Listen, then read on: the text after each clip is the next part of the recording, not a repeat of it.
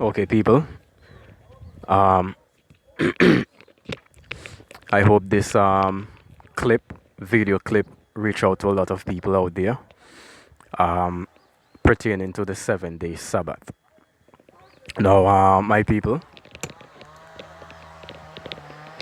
when it comes to the 7 day Sabbath, majority of the world will tell you that, oh, we don't have to keep the Sabbath anymore because the Sabbath was given to Israel of old, and now they are Christian under the new covenant, so therefore they don't have to keep the 7 day Sabbath.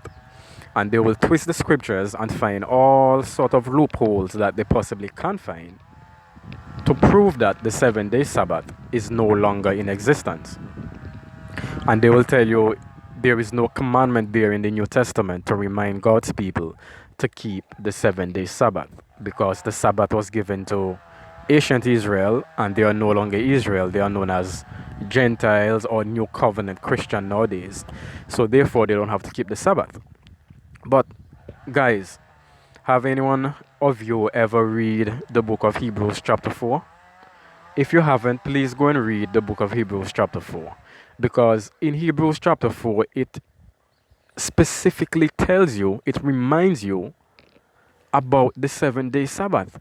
In the book of Hebrews chapter 4, it tells you of the 7th day, to remember the 7 day Sabbath. It tells you to cease from your hard labor, your 6 days labor, and enter into rest on the 7th day, as God ceased from his labor for the 6 days and he rests on the 7th. Do you know, despite the fact that Hebrews chapter 4 is plain about keeping the 7 day Sabbath, do you know majority of the pastors out there and the Sunday churches, they will tell you that Hebrews chapter 4 is not referring to a literal 7 day Sabbath. And the scriptures in the Bible are plain, and especially in the book of Hebrews chapter 4, it tells you plainly to enter into God's rest, the 7 day rest.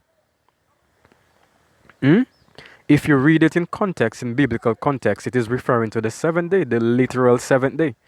But the Sunday churches out there, they so don't like to keep the 7 day Sabbath. They so have a problem against the fourth commandment.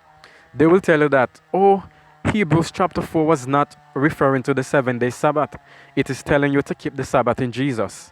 So we now find rest in Jesus. So therefore my Sabbath is being kept in Jesus, and I am keeping the Sabbath every day in Jesus. That is nonsense.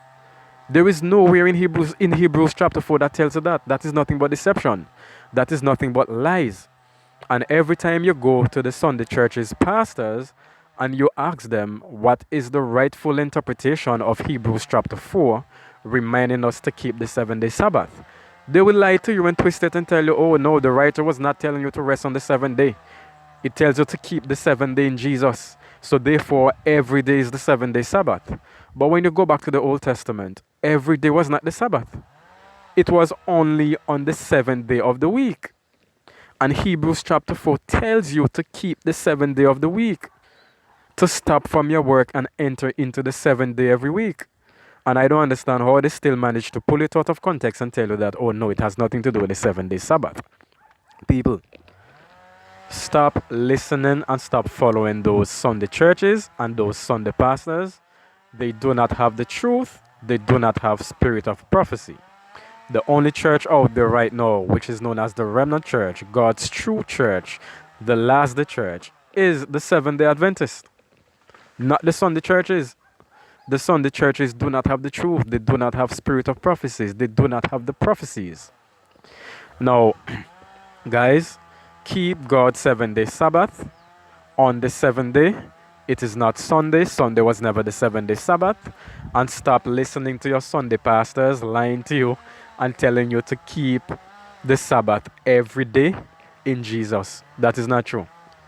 Go and read Hebrews chapter 4 and stop listening to those people pulling it out of context. They are deceiving you.